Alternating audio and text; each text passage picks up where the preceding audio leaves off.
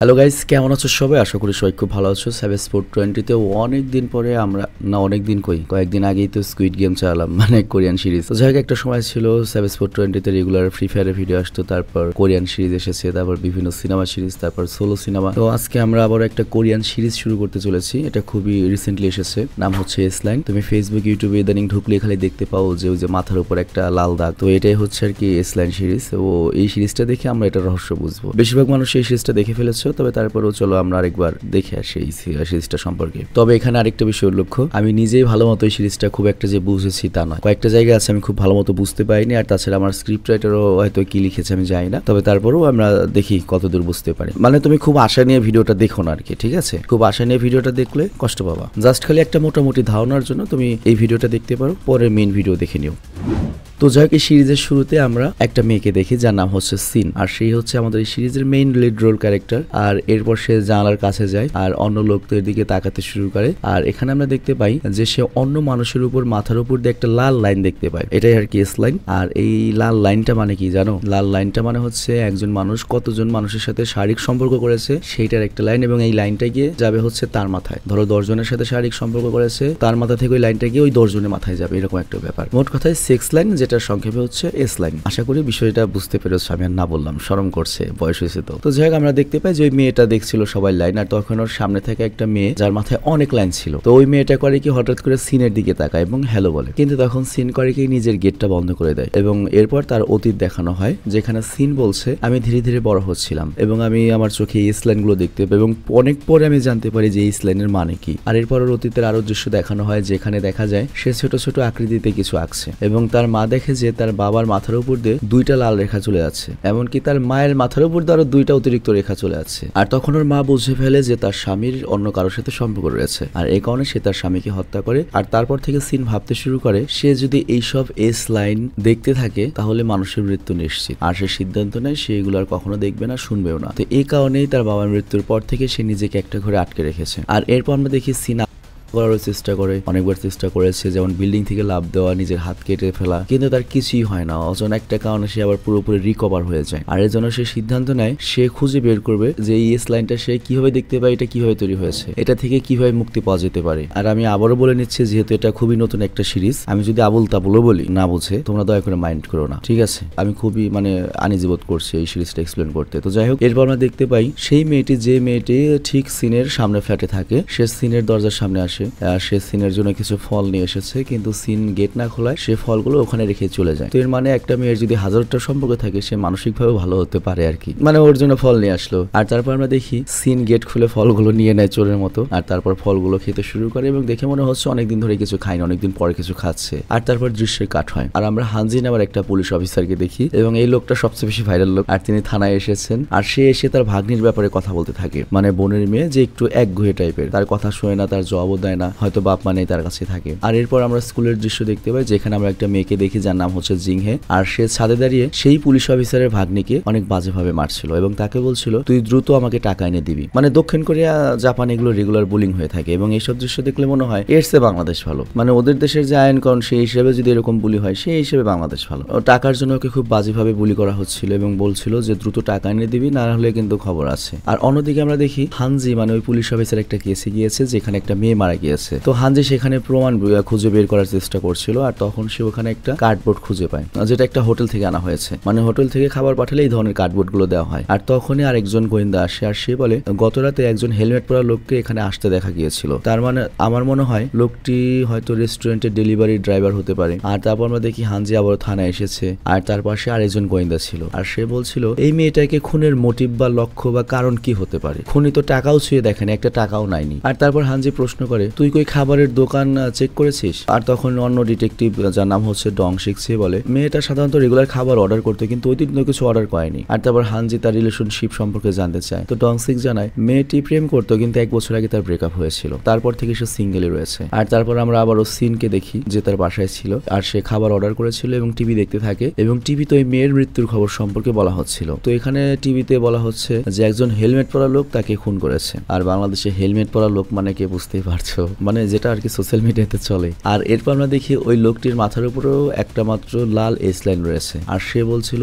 এই লাইন সবসময় দেখা যায় না, খুবই বিরল। মানে ও তো টিভিতে ওই হেলমেটওয়ালাকেও দেখছে, আবার রিপোর্টারকেও দেখছে, রিপোর্টারের মাথায় দেখো কত লাইন, মানে কতগুলো ইন্টিমেট হয়েছে, কতজনের সাথে শারীরিক সম্পর্ক করছে। বাট ওই হেলমেটওয়ালা তো একটা লাইন, তার মানে ও তো খারাপ মানুষের কথা না, খুবই রেয়ার যে একটা লাইন রয়েছে। আর এরপর সিন করে কি জানলার দিকে তাকিয়ে দেখে একটা হেলমেট পরা লোক সামনের বিল্ডিং এ যাচ্ছে। তো মাত্রই খবর দেখেছে, এটা দেখে ও ভাবে এটাই সেই লোক, কাউকে খুন করতে এসেছে। তো পুলিশকেও কল করে যে একজন হেলমেট পরা লোক আমার বাসার সামনের বিল্ডিং এ এখনই ঢুকেছে। কিন্তু একটু পরেই দেখে লোকটা আসলে মেয়েটার বয়ফ্রেন্ড, আর তারপরও কলটা কেটে দেয়। আর তারপর সিনের চারদিক অন্ধকার হয়ে যায় এবং চারিদিকে শুধুমাত্র লাল লাইন ভেসে ওঠে, অনেক লাল লাইন। আর এরপর আমরা আবারও স্কুলে জিয়ং হেকে দেখি, মানে ওই মেয়েটি, এবং সে বলছে ও আজ আসেনি। আর তারপর ও করে কেউ লোকার ভেঙে ফেলে এবং ওর জিনিসপত্র বের করতে গিয়ে একটা প্রেমপত্র পায়। আর তারপর আমরা দেখি হানজি বাসায় চলে এসেছে এবং বলে আমাকে টাকা দাও। তো সে ওয়ালেটে সব টাকা ওকে দিয়ে বলে আগামীকাল আরো টাকা বের করে তোমাকে দেবো। কিন্তু তখন ভাগ্নে জিজ্ঞাসা করে মোট কত টাকা আমাকে দেবে। হানজি তখন জানতে চায় তুমি এত টাকা দিয়ে কি করবে। আর এরপর সে যখন ওঠে সে নোটিস করে তার ভাগ্নিকে কেউ আঘাত করেছে। তো এটা দেখে সে জিজ্ঞাসা করে তোমার সাথে কি হয়েছে। সিংহে তখন এই কথার উত্তর দেয় না এবং উল্টো অ্যারোগেন্ট ভাবে জিজ্ঞাসা করে তুমি আমাকে কত টাকা দেবে। আর এরপর সে নিজের রুমে গিয়ে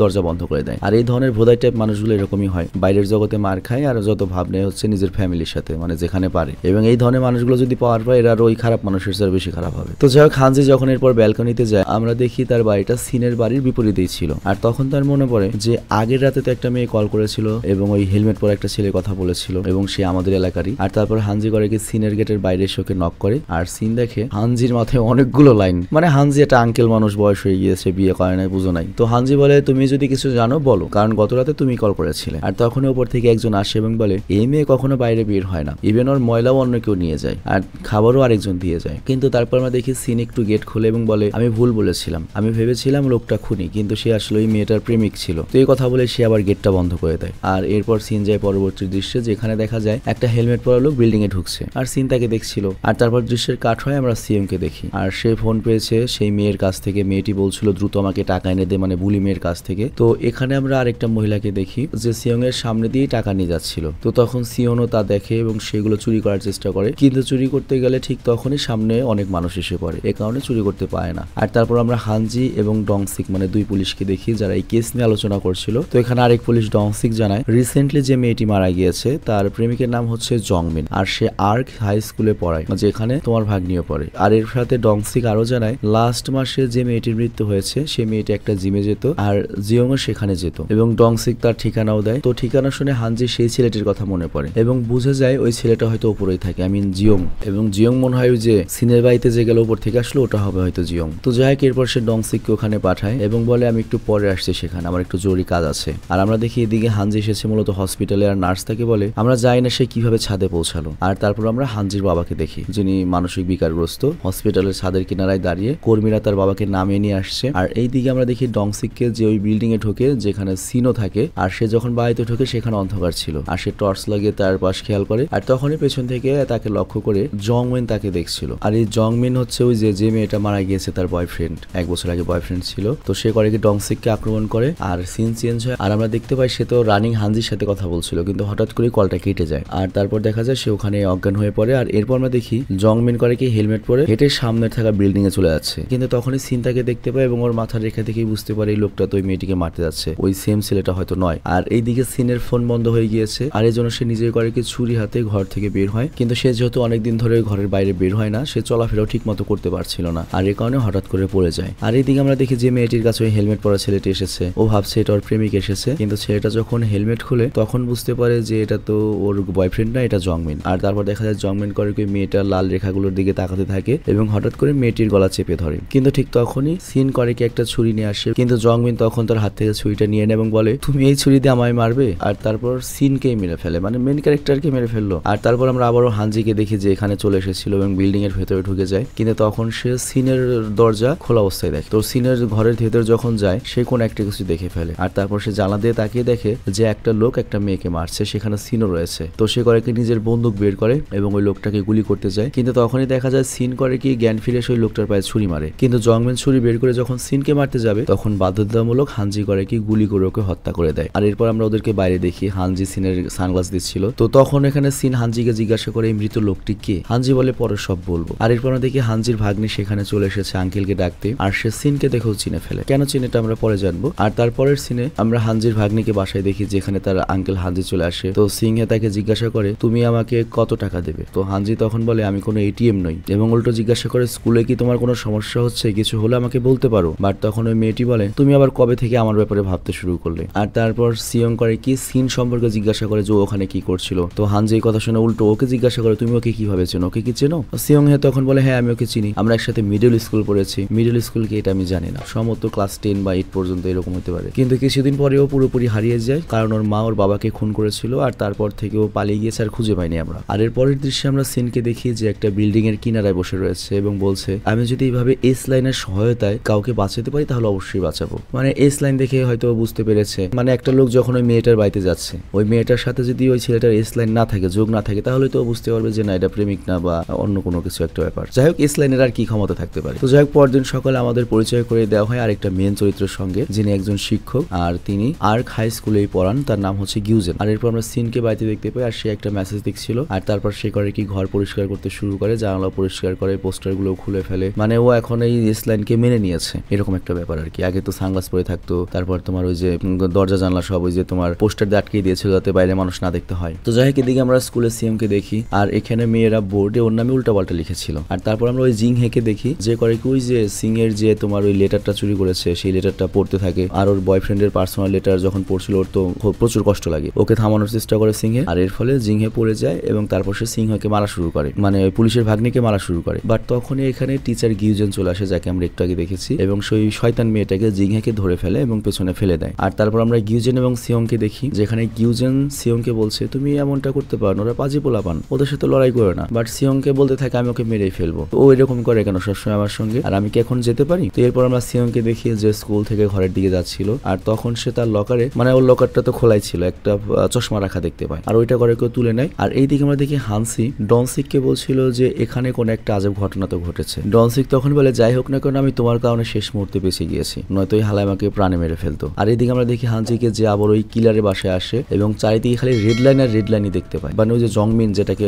মারলো আর কি গুলি করে। আর এদিকে আমরা দেখতে পাই ঘরে সিয়ং হয়ে চশমা পরেছিল এবং চশমার কারণে সেও রেড লাইন দেখতে পাচ্ছিল, মানে চশমার হয়তো পাওয়ার এটা। তো হানজি ঘরে যখন আসে তখন সিয়ং তাকে দেখে ভয় পেয়ে যায়, কারণ ওর হানজির মাথায় হাজার হাজার মনে করো যে লাইনেস লাইন। তো সে এগুলো দেখে ভয় পেয়ে যায় এবং বাইরে চলে যাচ্ছে। আর এখানে আমরা সিনকে দেখি যে তাকে যাওয়ার সময় দেখতে পাই, আর এখানে তার একটু অবাক লাগে। আর তারপর আমরা সিয়ং হেকে মার্কেটে দেখি, মানে পুলিশের ভাগ্নিকে, আর সে সবার উপর দিয়ে লাইন্স দেখতে পাচ্ছিল, কিন্তু একটা সময় সে বুঝতে পারে যেটার মানেকে ফিগার আউট করে ফেলে। আর পরের দিন আমরা ওকে স্কুলে দেখি, সে অনেক খুশি এই চশমার কারণে, এবং সে জিয়ং হের মাথায় দুইটা রেড লাইন্স দেখতে পায়। একটা রেড লাইন্স হচ্ছে ওর বয়ফ্রেন্ডের, আর একটাকে আর দেখতে পাই এই লাইনটা অনেক কাছেই যাচ্ছে। আর ওই লাইনকে ফলো করে যখন ও যেতে যায়, ও জানতে পারে যে জিয়ং হের রিলেশন ওদের ক্লাস টিচারের সাথে, এই জন্যই শয়তানির এত পাওয়ার। আর এরপর আমরা দেখি গিউজেনকে, যিনি নতুন একটা স্টুডেন্টকে পরিচয় করে দিচ্ছিল, আর এই নতুন স্টুডেন্টটা কিন্তু সিন, মানে সিরিজের প্রথম আমরা যাকে দেখেছি। তো সিন তার টেবিলে গিয়ে বসে পড়ে। আর এইদিকে আমরা হানজিকে দেখি যে ওই ছেলের বিষয়ে চিন্তা করছিল। তো এরপর হানজি স্কুলে যায়, মানে আর্কু স্কুলে, আর সেখানে গিয়ে সে গিউজেনকে দেখতে পায় এবং তার সাথে পরিচিত হয় যে আমি একজন ডিটেকটিভ, এবং এর সাথে সিংহের আঙ্কেল, মানে যে মেয়েটা চশমা পেয়েছে আর কি। তো এরপর সে জংমিনের ব্যাপারে জিজ্ঞাসা করতে থাকে, মানে ওই কিলারের ব্যাপারে, এবং হানজি জিজ্ঞাসা করে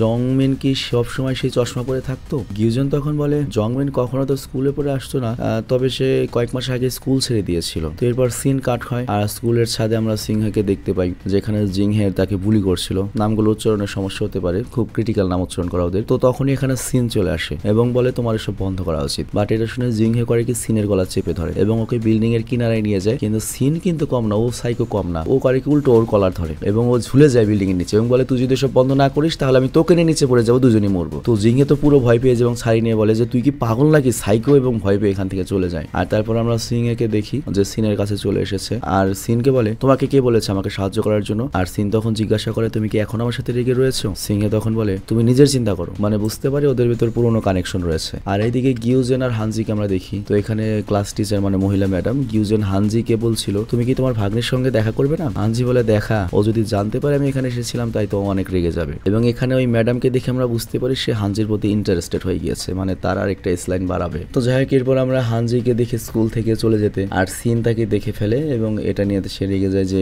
আমার মামা এখানে কেন এসেছিল। আর তারপরের সিনে আমরা হানজিকে দেখি সে একটা বারে ছিল, আর সে বারটেন্ডারকে জংমিনের ব্যাপারে জিজ্ঞাসা করছিল যে এই ছেলেটা এখানে আসতো। তো বারটেন্ডার বলে হ্যাঁ আসতো, এবং সে কারোর সাথে কথা বলতো, নিজের সাথে কথা বলতো এবং লোকদের দিকে তাকিয়ে কোন একটা কিছু গুনতো, মানে ওই যে এস লাইন আর কি গুনতো, মানে কে কয়বার ইন্টিমেট হয়েছে আর ওর কাছে কাছে তো গ্লাস ছিল, ওই গ্লাসের পর। তো এরপর আমাদের জংমিনের ফ্ল্যাশব্যাক দেখানো হয় যে সে কিভাবে লোকদের উপর মাথার লাইনগুলো কাউন্ট করতো। তো যাই হোক হানজি এখানে সবাই ইনফরমেশন লিখে রাখে, আর তখনই সেখানে একটা মেয়ে বলতে থাকে, আরে আজকালকার দিনে আবার ডায়েরি কে রাখে, আসো উপরে আসো। তো মানে ওই মহিলাটা হানজি হ্যান্ডসাম হানসি ওকে নিয়ে উপরে হোটেলে চলে গেল। মানে বুঝতে পারছো হানজির মাথায় তো দাগ কেন। তো যাই হোক এরপর আমরা সিয়ং হেকে দেখি, আর সে জিয়ং হের পিছনে এবং দেখতে পাই জিয়ং হে টিচারের সাথে দেখা করেছে, আর এরপর তারা হোটেলে ঢুকে গিয়েছে। কিন্তু হোটেলে যাওয়ার আগে সে ছবি তুলে নেয়, আর তারপর সেই ছবি সে জিয়ং হেকে পাঠায়। কিন্তু জিয়ং হে তো বুলি মেয়ে এত ভয় পায় না, ও পাত্তাই দেয় না, বলে এটা আমার কি হবে, উল্টো টিচারের শাস্তি হবে, মানে ওর মান সম্মানের ভয় নাই। আর তারপর আমাদের আবারও সিয়ং হেকে দেখানো হয়, সে টিচারকে জুম করে দেখে এবং তার মাথায় একটা আইডিয়া আসে যে এই ছবিটা কিভাবে কাজে লাগানো যায়। আর এর পরের দিন সকালে আমরা সবাইকে স্কুলে দেখি যেখানে ওই টিচারও রয়েছে। তো সিয়ং হে তাকে ওই ছবিটা পাঠিয়ে বলে, আমাকে 20 মিলিয়ন ইয়ান এনে দাও, না হলে আমি এই ছবি সবাইকে দেখিয়ে দেবো। আর এখানে 20 মিলিয়ন ওন মানে হচ্ছে মোটামুটি 15 লাখ টাকার মতো আজকের কথা। আর তারপর আমরা দেখি জিয়ং হে যখন ওখানে যায় টিচার সবার সামনে ওকে খুব বকে, মানে ভাব ধরে আর কি। আর তারপর আমরা ওকে বাস্কেটবল খেলতে দেখি যেখানে টিচার এসে পড়ে। তো জিয়ং হে তাকে জিজ্ঞাসা করে, তুমি আমাকে বকেছো কেন? টিচার বলে, বুঝো না ওখানে তো সবাই ছিল তাই। এবং এই ধরনের অবৈধ সম্পর্কের সিস্টেম এরকমই, সবার সামনে ভাব ধরে থাকে আর কি। তো যাই হোক তারপর টিচার সেই ছবির ব্যাপারে কথা বলতে শুরু করে, এই ছবির ব্যাপারে বাইরে গেল কিভাবে।